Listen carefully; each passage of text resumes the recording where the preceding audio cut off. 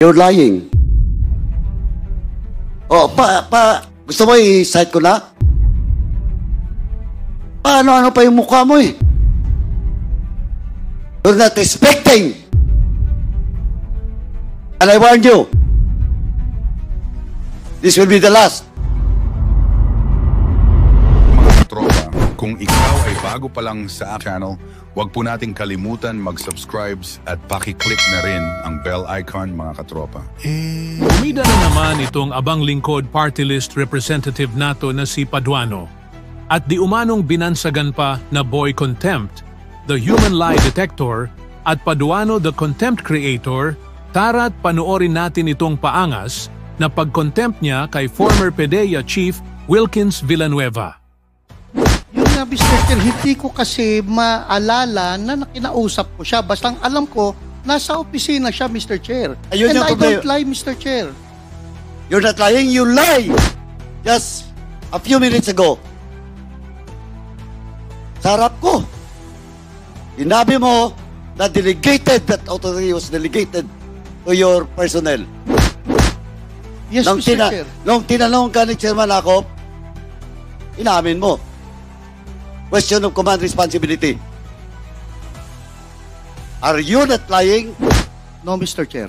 Also, Mr. Chairman, with that, I move to cite in contempt. Mr. Chairman, pinagbigyan na kita. Grabe ito pa, parang akala mo kung tumingin, akala mo hindi formal yung proceedings, no?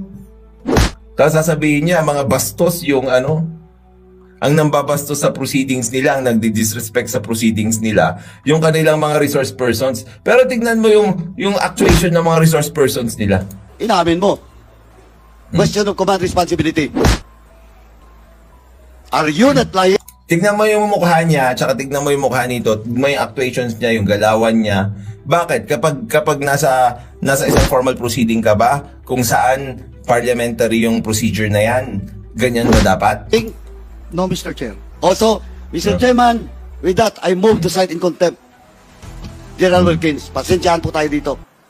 In violation of Section C, Section 11, letter C, of our rules. So move, Mr. Chairman. Pinagbigyan na kita. Oh, di ba? Akala mo pa kung pinagbigyan na kita. Yun pa sagot mo? Public servant yan. Wala man lang kapirasong humbleness sa katawan.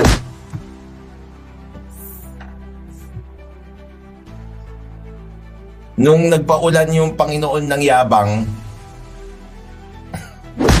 guess what kung saan napunta? There's a motion to... Oh, grabe pa pumindot. Akala mo. Alam niyo mga kapatid natin, no? This kind of treatments they do doon sa kanilang resource persons are also condescending. Nakakababa ng pagkatao. Nakakabastos. People who are watching this, especially yung mga mahal sa buhay nitong si Wilkins, no? Siyempre nangyayisipin nila, kawawa naman yung tatay ko. Nire-respeto ko yan. Ang taas ng tingin ko sa tatay ko, tapos bababuin lang siya ng ganyan dyan. Diba? Wala. What can you do? Ganyan talaga sila umasta eh.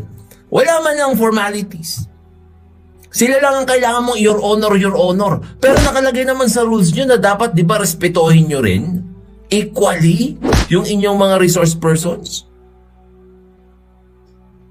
Grabe nyo napanood ko ito. Sobrang kayabangan naman yan. What gave you the power to treat a person like that? Imagine if your loved one was treated like that. Imagine.